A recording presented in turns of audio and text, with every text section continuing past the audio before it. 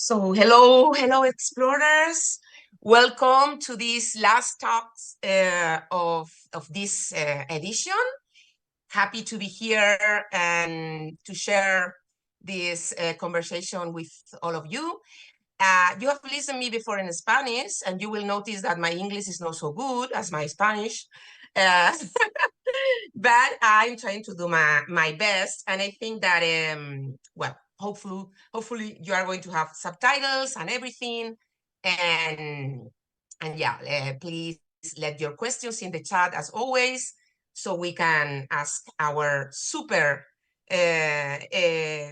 host today here, ask everything you want to know about a really interesting topic. So let me introduce you to her. She is Madelynn Martiniere. I'm going to read, their bio because I think it's better. I don't want to let anything without saying. It's an international strategist and facilitator working with innovators, entrepreneurs, and executives to more effectively collaborate, cooperate, and coordinate together to build equitable, and this is important, and scalable innovation ecosystems. She is currently the co-executive director of Zebras Unite. You have heard about it in our first module. You could read some articles and videos about them. And Zebras Unite is a global co-op that catalyzes community, capital, and culture for people building businesses that are better for the world. And this is really important, as you know, also for us in Explorer. She's also co-founder and senior partner at Armillaria. Is that correct? Yeah. Nice. A system design collective working to create critical digital infrastructure for a more thriving world. And I think Astrid, which is one of the co-founders of Zebras Unite, is also one of the co-founders of this collective. So, yes. Madelynn, welcome. Welcome to Thank you. This. I think she's in Chile right now. Okay, so we have she's always bon our and she just told us that she's in Chile, just to let Chileans, we have Chileans over here. So just to let you know, and she's probably, where are you? The event that you are participating these days, which is? So I'm in Santiago right now for a couple of days, and then the event will be the World Summit Awards Global Summit in right outside of Puerto Montt. So I get a little bit of both. So yes, for the Chileans in the audience, please send me your recommendations. It's my first time here. It's nice. So yeah, let's move forward, because there are a lot of things to talk about and a lot of interesting things. I don't know if I'm going to be able to put over the table all the things I want to talk and ask you about. And also we have after this short talk some questions. We are listening to the questions that explorers are letting in the chat. So first of all, I think let's start for the beginning. Let us know a little bit more about this Zebras movement, the history, how it began and how it ended up finally being a co-op. How is this story? Sure. Well, it's wonderful to be here, and I think you vastly undersell your English. So it was a beautiful introduction.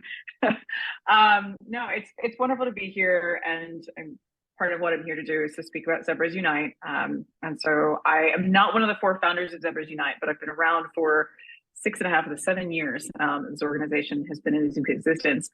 And Zebras Unite is a movement first and an organization second, which is a really fun example to show around how something so small or seemingly small on the internet can turn into something that is doing real systems change and ecosystem building on a global level.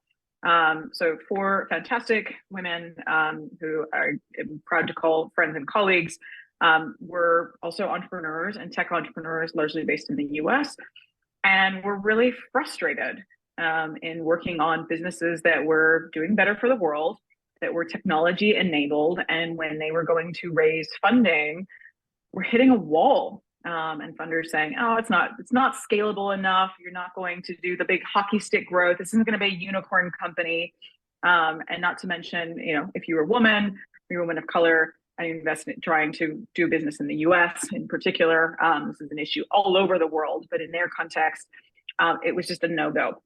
And so they wrote a blog post that was kind of, it was angry and cathartic, right? And it's like, you need to get these things out. It was saying, this is what the heck is going on here? And they wrote this great blog post called Zebras Fix What Unicorns Break. And it was really positing an alternative to the unicorn mindset of building technology companies. And what does it actually look like to build businesses that are both profitable and are centering purpose and people? And that post went absolutely viral in a way that I think unicorn, people say they have a unicorn company, but they don't say I'm a unicorn, not in that context, right? But people say, because they were looking at this and saying, I'm a zebra, I am a zebra entrepreneur, I am building zebra companies all over the world. And so when Zebras Unite ended up becoming an organization, was recognizing that there was a really large community of entrepreneurs, investors, and other ecosystem builders that wanted to build that better space for us all to be building our companies in. And so we started as a nonprofit, as most ecosystem building organizations do, and started having really interesting conversations around, well, a nonprofit, it's great, we can raise grants, but does that really allow us to share power with those that are actually building this movement? Because it wasn't the four of them may have started the conversation, but the movement was the thousands on thousands of people all over the world who were actually identifying and doing that systems work at a global level. So what options are available to share power and share resources amongst those folks, which is where we landed on co-ops as a model of being able to build that collective wealth and well-being in a way that incentivized everyone to contribute. So we got 30 founding members, of which I am one, that ended up starting the co-op. We now have about 200 members across 23 countries who all of them are companies, right? So all of them are companies, yeah. Mm-hmm. Yeah. Who are co-owners of Zebras Unite, the company, and of the movement, and get to participate in strategy and decision making and work on projects together. So it was done as an experiment. So we did keep the nonprofit because it was helpful to have hybrid structures, and that's one of the things that we really like to talk about now, and I certainly like to talk about, is the different business models and the different organizational structures that are available to you to be able to help really ground your purpose and your mission. And so that's how we ended up here. So we've got our nonprofit that does our culture building work and works with grant makers and philanthropy. And we have our co-op, which is our entrepreneurs, our capital innovators who are doing the work from day to day as entrepreneurs in this space and doing system change. Yeah, we will go deeper after in these business models. But first of all, you were talking about this. I think it's a really interesting archetype, zebra as an animal versus this unicorn model that at the end is like, the role model, or it seems that it's the only one because it's what we find in highlights in the economic press, or we talk about them in books, in business schools. We have Facebook as a role model, or Uber, or these kind of companies.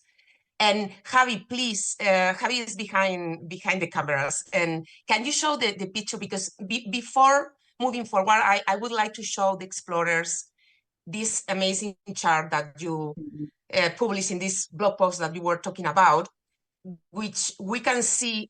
Okay, thank you, Javi. I think the explorers, we can see the graph, but the people watching this, they are already seeing it, watching. And is this chart where you, at the end, using these different concepts, you put unicorns, or the unicorn model versus the zebra model? There are a lot of interesting concepts here, but because I could talk hours about this, because I love this, and I think it's really like visual, and you understand in a really fast way what you talk about when you talk about Zebra's company. But I think there are really interesting concepts here that I would like to talk more about. For example, for me, there's this parasitism versus mutualism. I think the mutualistic approach, I would like to let you explain more about this and to the explorers, because it's really interesting, the mutualistic approach of I was these really companies. hoping that you were going to pick that one, because that's actually one of my favorite ones to talk about, because I think it's also one of the ones that has evolved for us, right? And so there's no shortage now. I think just about every year, somebody comes out with another animal archetype that we should be adopting and building our companies. There's elephant companies now, there's camels, there's dragons, there's a whole bunch of them every year. And one of the ones that I haven't seen them really stick on in the way that we did with zebras is that mutualism. So fun fact, a group of zebras is called a daddle, which I love. So we don't our have annual you know that we don't have a word in Spanish for that? You don't have it? No.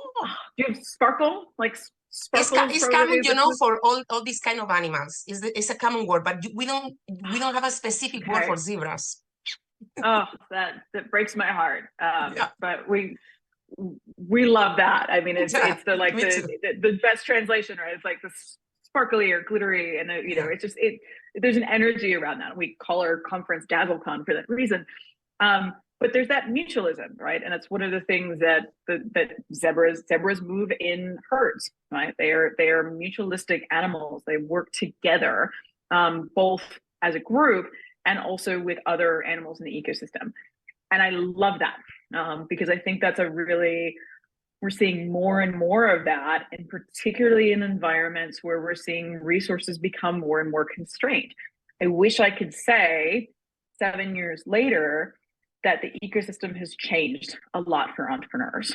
And it's not. Actually, a lot of the funding gaps for women and people of color are worse than they were. That's true. Right?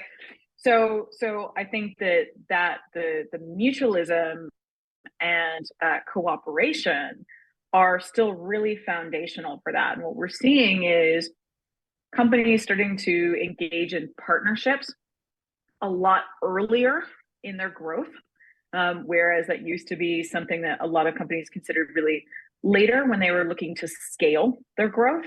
And this is actually, it's a resilience play.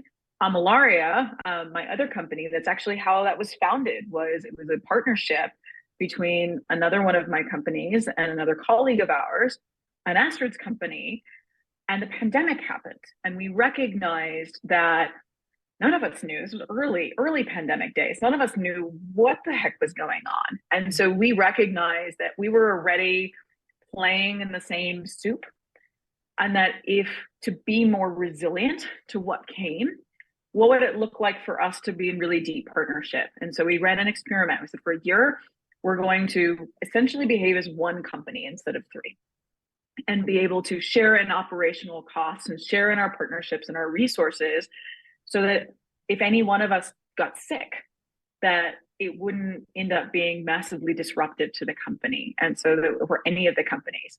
And we actually enjoyed it so much that we just merged into one company. Well, but that's why would we run 3 companies? But it's an amazing mindset. At the end, you are experimenting, and yeah, it's learning by doing, which is what we try to tell the explorers they have to do. And yeah, I think it's an amazing approach. So, and talking about Mirabilia, and could you give us another examples of zebras companies? So maybe it's like more concrete to the explorers to understand all these models. Well, I can try. So this is one of the reasons why I also like to point to the mutualism one, and one of the reflections I had over the years is that what a zebra company looks like, depending on where you are in the world and what industry you're in, always looks a little bit different. And so one of the examples that I'd love to use is one of our members of our board who runs our chapter program in Tokyo. And yes, we're big in Japan. Never thought that I would do that. But, and part of, in Japanese business culture, one of the biggest measures of success of a company is a company that has been around for over 100 years. Wow. So there's a really interesting connection that is being made between zebra companies and the Chinese, I'm really butchering that, apologies, companies, and how can we build companies that are sustainable, that are doing good in the world and can last for 100 years. So, right, if you think about unicorn growth, right, it's like grow fast, exit fast. Yeah. And actually going into a business culture, it's like, no, slow is good. Slow actually means intentionality. It means longevity. It means sustainability. And so that looks like you get a lot more multi-generational businesses, which means you get a lot of more kind of manufacturing type of companies or product companies in that way. In the US, we're seeing a lot of zebra companies that are actually funders, folks that are building innovations in finance, because a lot of funders is the number one thing that we hear from our zebra entrepreneurs. Number one gap, access to funding. But actually, if you take one level up and you look at those who are funding zebra companies, they're having the same issue with their money, right? Like their institutional money. So they're starting to participate in that mutualism and doing kind of shared loan loss reserves and things like that, where they can pool resources to better distribute to entrepreneurs. So in the US, that's where we've seen a lot of really interesting zebra companies that are actually distributing money. And it can be a service company. I mean, we work with our CFO, who is a co-op member, who works as a fractional CFO. That's a service company, but she's very particular about what she's doing with her business and how she wants to serve female entrepreneurs in particular, and work in financial, and sees a lot of her work as financial education and empowerment, right? And so is there necessarily as much of a technology component to her work? No. But there is a really strong, if you look at everything else here, she checks all of those boxes. So the frame has expanded. I would say most of our folks in our community, there is some technology component to what they're doing, whether it's software or hardware, because that's where some of the biggest gaps are, where you would benefit from having access to capital and can't get it. So I hope that answers your question. It's a broad term, of course. And also listening to you, I was thinking that it's a really important at the end component of zebra companies. The long term it's important. So sometimes we want to be really fast in businesses, and this is something that we like to say to the explorers. You are at the very beginning, and this is not. But sometimes I feel that it's always fast. At the end, what they get from different, stakeholders and important influencers from the ecosystem is you have to go ahead as fast as you can. These mantras as fail fast, or it's a kind of culture that sometimes we lose, like the purpose and the important part of a business. And talking about this, I would like to make a stop and talk about this purpose, and at the end, what make us, want to start a company, because I think it's really, really important. And I think it's something that we don't think as much as we should in the business world. So how do you think, values are important? How important are values in building a company, and especially at the very beginning where our explorers are? I mean, the first thing I would say as a fellow entrepreneur is, like, I think we're all a little crazy to be entrepreneurs, and I mean that in the best way. Like, it's a very particular. You have to be a very particular type of person to, like, wake up in the morning and be like, this is what I want to do. I want to create something that has never been done before. I want to touch thousands, millions of lives in doing this work. And I think particularly for those of us, all of us here, who are entrepreneurs who also want to make a difference in the world and want to do better, that's a really ambitious goal. And so to your answer around values, I think values are everything at the beginning. And like building values and culture is what ultimately informs your strategy. And what we see happen is folks focus on their strategy of their business. They focus on how they're going to make money and who are their customers and how are they going to be financed and what staff do they need. And they work on the business model canvas type of stuff without ever having a conversation around what kind of company do I want to be? What kind of environment do I want to hold for myself as an entrepreneur and for those who work with me, let alone my customers? And so we did DazzleCon this past year, I mentioned, which is our flagship conference.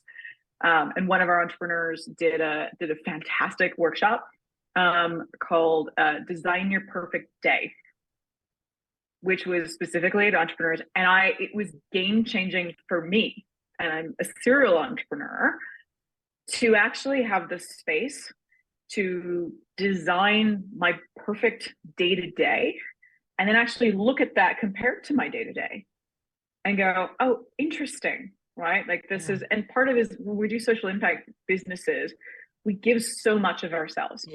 And I would say, this is my only gendered comment for the day, like I think particularly for a lot of the women entrepreneurs here, like we're culturally programmed to give a lot more. To give a lot. Yeah, and you see a lot of burnout as a result of entrepreneurs in this space. So actually starting with the values, right? What do I value? What does my company value? And how do I want that to manifest in the company culture is also going to help you make better strategic decisions. It's going to help you decide whether or not that customer or that partner is right for you. Because I promise you, when money is tight, everything looks like an opportunity, and you're going to find yourself oftentimes going against your gut. Even if you know that that's not the right fit, it's not quite the right customer, it's not quite the right partner, it's not quite the right investor, but our lizard brains, our reptilian brains are going to kick in and say, but we need it, right? And I cannot tell you how many companies I've seen sink because of that, or entrepreneurs get fried because of that. So always having that to go back to and saying, is this in alignment with my values? Is this in alignment with the company's values? Is that really good gut check to say, you know what? It's okay to say no. And the other thing I'll say is it's also okay for those values and that culture to change. And it's completely normal to evolve it as your company grows, because when you're just starting out, it might just be you and your co-founder. And so your values and your company values are going to be one and the same. And then maybe you've got your first 10 people that you're working with. And those are, those first 10 that are working with you are foundational to your business. So things are going to shift a little bit, right? Or you want them to shift and evolve with the people who are contributing their brain trust into this. And again, it's a little bit of that mutualism, a little bit of that cooperation coming into the inside of that organization. So it's okay for them to change, right? They don't have to be super rigid, but they're always there as just a gut check. Say like, and how am I feeling about this? Yeah, that's really interesting. And also connecting values, I think, I don't know, what do you think about this, with pleasure, because we have a body. And we sometimes forget it, and especially in the first moment of your business is when we are I don't know how to call it, we are in love or something like that, right? And especially if you are women, if you are a woman, you forget about your self-care. And I think this is, we don't talk a lot about this, how you put, on a side, and you put your business in the first place, and you forget that you have to be healthy, mental healthy and physical, everything, and connected that with what makes you feel, what is enjoyable for you, what is a pleasure for you, because at the end, this is a long way, and coming back to the long term. And yes, so values, pleasure, and I think is really important, and it's something that we need to think about every day. Not forget about it. It's so tricky, right? Because it's like I hear a lot of founders talk about their company as their baby, Right. And I think we forget that sometimes we don't like our kids. Yeah. And also, yeah, this is a comparison that we use a lot. I mean, women, we use it a lot. And maybe, yeah. But you know what? I want my daughter, I have a daughter, and she's a teenager now. And probably she's watching me on Twitch, so I say hello. But, you know, I want my girl to be like independent. You know, I don't, and I want to have a life. And Exactly. I want, you know, I want to be myself. And I want, and I know that if I'm okay, if I care myself, she's going to be okay. So it's the same for business. So it's not that you put all your life in on your kids, you know, it's no. Well, then look what happens, right? If you do that, if you micromanage your kids, right? Your kids don't really want to hang out with you anymore, right? And same thing with your company is that if you micromanage your company, it's never going to quite turn out the way that you want. And particularly as you start hiring people, it doesn't go well. Right? We talk about, I mean, this is a little bit of a cross example, but one of the things that we talk about a lot, both in Zebras Unite and Amalare and any companies I work with, is what's your big red bus plan? Right? Which is, again, this is a little bit morbid, but it's like, if you got hit by the big red bus tomorrow, would your company go to a standstill? Yeah. And if, you know, in very early days when it's just like you and a co-founder, yeah, that's the reality. But you have to, you need a deadline. Yes, right. But at a certain point, like if you're a little bit farther along on your journey and you are starting to hire people and you're building a company that has longevity and is supposed to be able to scale and grow, and everything comes to a screeching halt because you decide to go on parental leave, or there is an accident or whatever, or you just need a break, right? Yeah. Then there's something not quite working there. And so that's where kind of operations, I think, comes into this as well. And like both making sure that the people that you were working with are set up for success. Which again goes back to values. Like, are you value aligned, and how are those values manifesting in how you work together as human beings trying to bring this thing into the world?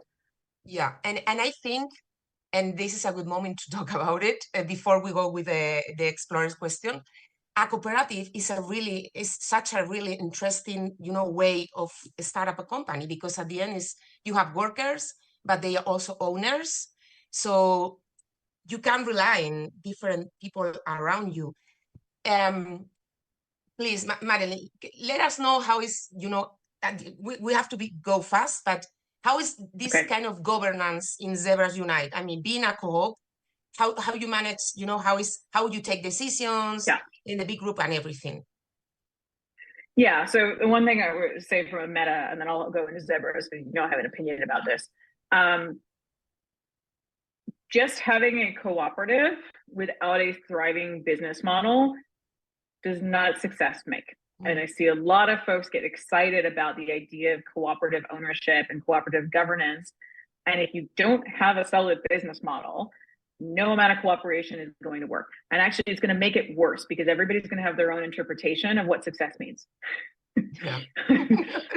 So I would be really careful. Like, having participatory business models does not success alone make, but it is a really helpful tool for ensuring that either your workers or your customers are key decision makers in the success of your business, right? And so for us, it's our members. We do our cooperative ownership by a membership share into the co-op. They contribute to the co-op. As the co-op makes money, then profits are distributed based on how much people have engaged and how much labor they have contributed. From a governance perspective, it's a representative board. So we have multiple types of member classes depending on how they have come to the co-op and contributed. And each of them have a elected representative on the board. So on a day-to-day, it doesn't actually look that different from you engaging with a board. We talk to our board once a month. We do our strategic updates. They participate and engage in fundraising, right? It's the same as what you would expect from a traditional board. But I know when I'm talking to my board, and they know that they are speaking on behalf of their membership class. Yeah. So that's what works for us. People do that with workers, right? And having a worker owner class. And I'd say in hindsight, I wish we had done that and had our workers actually have their own share class and their own seat on the board. Maybe we'll do that in the not too distant future. But I think that I want to make that highlight that there's different flavors of co-ops and co-op ownership and governance. Yeah. And it's still the bedrock, the foundation of your business still has to work. This is just, it's extra sprinkles, if you will, right? Making it more participatory, more engaging, and more sustainable. And also, do you still have this golden ticket in Zebras Unite, which is part, Can you explain that? Because it's really, really interesting. Yeah, so I mentioned at the beginning that we still have our nonprofit. So our nonprofit is our mission lock, right? That is what holds the mission and the values, going back to values, of Zebras Unite. So what that means is that the nonprofit also has a representative seat on the board. They're there to gut check. So like if the co-op turned around tomorrow and they said, we're going to do Zebras Brewing, actually, we're going to become a brewery because that's what we want to do now, right? The nonprofit might have some feelings about that. And they would be able to go, no, sorry, that's not in alignment with the values, and here's why. So that allows that cooperation between both sides of the house, but also make sure that there is always that mission lock. We don't go too far one way. So at the end, it's like they are watching to keep the values in place, and it's really important. Well, I could spend hours, Madelynn, but we're going to listen to the explorers, okay? Because they have really interesting questions, and the team is sending them to me. So here's this first one. And someone is asking, Fabiola, actually, with how many active users does a solidarity economy social enterprise model begin to be sustainable? Cool. Can you say that a little bit slower? That's a genius question. I mean, this is hard to answer. How many active users does a social enterprise being part of this solidarity economy, this social enterprise that we are talking about begin to be sustainable? I think it depends on the business model, right? Yeah, I love the question. I love, there's so many things about that question that I love. And I think it is greatly dependent on what you're trying to do, right? I know folks that are running really amazing childcare co-ops, as an example, as these are solidarity economy plays, and there's 10 of them, like 10 folks that are actively engaging in that, and it is sustainable and it's profitable and it's providing dividends, right? Because they have found a need, they have priced it accordingly, and they have the right types of people that are engaged in it. So I think that similarly, some work that I've done with a Mexican fishing co-ops. I think the scalable number there was 30 fishing co-ops and around 200 fishers. And that's a technology play. So and then you go into other technology companies where it's in the thousands of users for that to make sense. So it's really wildly varying. The thing that I would push back on, the question I would ask back is around operating expenses. All right, and actually looking, it comes down to the math. What are you trying to do? What is the business model? And what are your operating expenses to make that work? And that's where you're going to start to see where that number, how many users you need, how many customers that you need to be able to make that sustainable. The other thing I would say is, what does sustainable mean to you? Does sustainable mean that your company is growing 30% year over year, month over month, right? What is that number that you're trying to reach that feels sustainable for you, right? Going back to values, going back to why are we here? What type of company that you're trying to create? Because it's going to also look different depending on what type of company you want to create. So I'm answering your question with a bunch more questions back. Because it's not an easy one to answer with just like, here's the magic number. But it's a really, really solid question to be asking. And yeah, and something that maybe we should ask in a daily basis is how many, you know, customers I should reach this week, this month, in order to be sustainable. So a suggestion for the explorers that are listening, you also can let your questions in Spanish or Portuguese in the chat, okay? If English is a challenge for you, you can use the chat in Spanish, no problem. More questions here. Someone is asking what keywords should I use when presenting my Zebra project to a businessman in order to get him involved or to join my company, my program. I think, yeah. What keywords should I use? Probably, again, it's a very, yeah, go for it. Yeah, maybe what I understand here is, yeah, sometimes it's like a challenge when you have like a social project and you talk this language, social language, and more like, you know, this yeah, social or impact approach, and you have to talk to businessmen and have like a more like you know, business mindset. And yeah, maybe you have tips, you know, how is the bridge between these two worlds?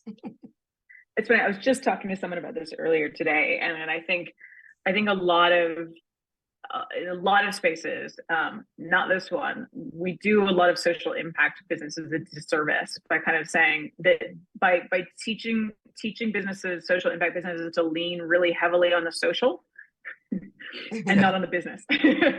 And so at the end of the day, it's still a business. So some of the best practices of my business provides X value for X customers is the same, whether it's a social impact business or Facebook.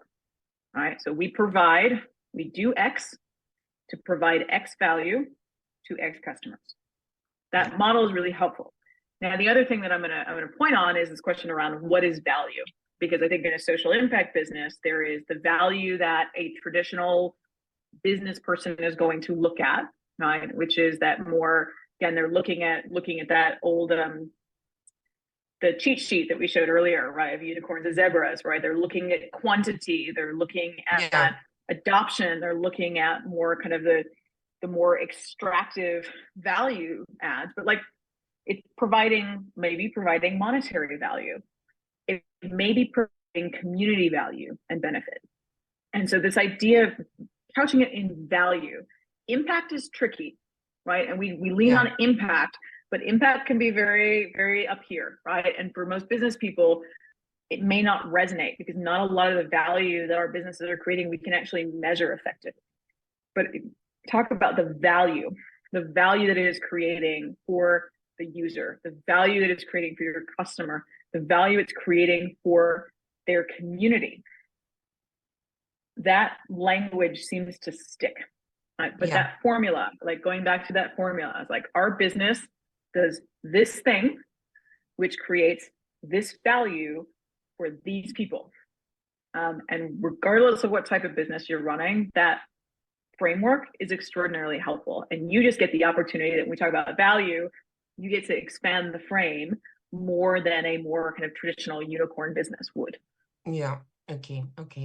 And at this moment of the learning path, the explorers are working in their price strategy, and you know, and how they are going ahead with the funding and all, with the money at the end, which is is a really important part of a business, right? So how would you say, from a Zebra company perspective, you know, this really important part of a company, the price, setting up a price and everything,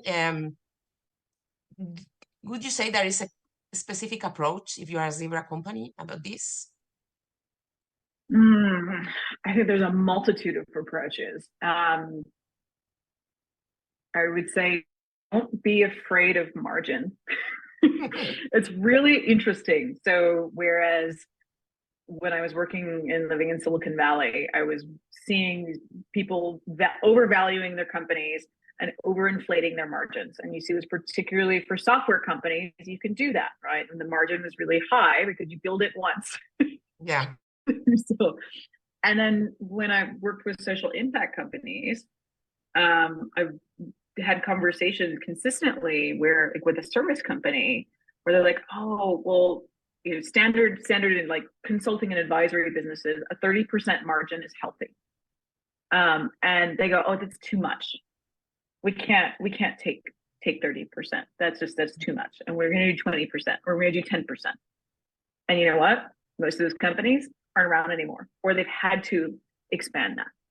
And so the thing that you need to understand is how that money is being utilized, right? So if you're taking 50% margin, but it's going to line your own pockets or your shareholders, you don't actually need that, then yeah, it's pretty extractive, right? You don't actually need that. But if that's part of your growth strategy, is you need to price higher at this point to be able to invest back into your business, to hire more people, to build the product so that those margins can shift, that works.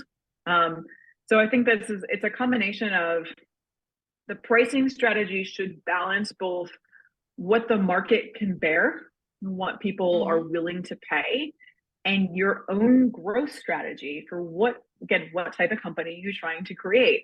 What is the goals and the vision in the next 3 to 5 plus years that is benefiting, and then where is that money going? Because if you price it too low, you're not going to be able to scale, and then you're stuck. So actually, I think it's helpful to start high, start on the higher end, which seems really counterintuitive to everything that we've talked about, but it's a really difficult muscle to flex. Is actually start higher and then see what the market will bear, see how people respond, look at the math of how that money would be spent, and then dial it back, not the other way around. The other way around, it's gonna be a lot harder to engineer yourself out. Yeah, and at the end, if you choose a high price, you have to work in your narrative, and you have to let your customers understand that this is the price. So, nice. Considering the Zebra's company that you know and you work with, would you say is a more common business model in the Zebra company, or you have different approaches, and you can see a pattern? It's a little bit all over the place, to be honest, because I think so. The industries that we tend to see more often is the industries that tend to be the least served by financing in these spaces. So you tend to see a lot of finance, healthcare, infrastructure, and manufacturing. Real estate is increasingly becoming a big one we're seeing. And so depending on the sector, they are different, right? And so you don't tend to see a lot of cooperatives in the healthcare space. We have a couple of members who are doing incredible stuff around cooperative data co-ops in the healthcare space, which is really hard to do, but it's really, really powerful. So I think it depends on the business, and it depends on where you are in the world. Right? In places, we had this conversation last week, because the US is just kind of relearning about co-ops. Like, there's been actually a long-standing cooperative culture in the US. It just tends to be in communities that are the least served and the least spoken about in the US. In places like Europe and a lot of South and Central America, I'm very familiar with co-ops, right? But maybe not technology co-ops, maybe not in these types of businesses, but in local communities, these mechanisms are very familiar. We're just applying them at a slightly different scale. So it's very contextual, I think. You don't see a lot of co-ops in some place like Japan, as an example. You do see them in some parts of Asia, again, similarly, where it's like the smaller scale, you're like agricultural or your fishing production co-ops. And now we're trying to look at it from a technology perspective. What I will say that I'm seeing increasingly, which I'm happy about, is more for-profit entities in the social impact space. Right? And I think we've been taught for a very long time that if you want to build a business and do good in the world, then you should be a nonprofit. And I'm seeing a lot of pushback on that, and that actually being well received. And we're seeing a lot more that are willing to be for-profit businesses and believe that that is the best way that they can generate value for their customers, and value for their community. And we're seeing more investors and funders that are going, we're seeing a lot of like funds and foundations, foundations that are starting to create investment arms because they're seeing this gap between they put grants in first and then they want to be able to invest in these businesses later on. So I think that that's a big shift that I am seeing. And I think so it's for profit. We need that. We need investors that don't put only the money in the center of everything, and they start thinking about also people. Well, okay, I think it's time to move to the next stage of this meeting. We are having a different moment with some explorers after this. Thank you for being here, for all the people watching this in Twitch and also in our platform. Madelynn, it has been a pleasure. You are welcome back whenever you want because it's really interesting. We love zebras.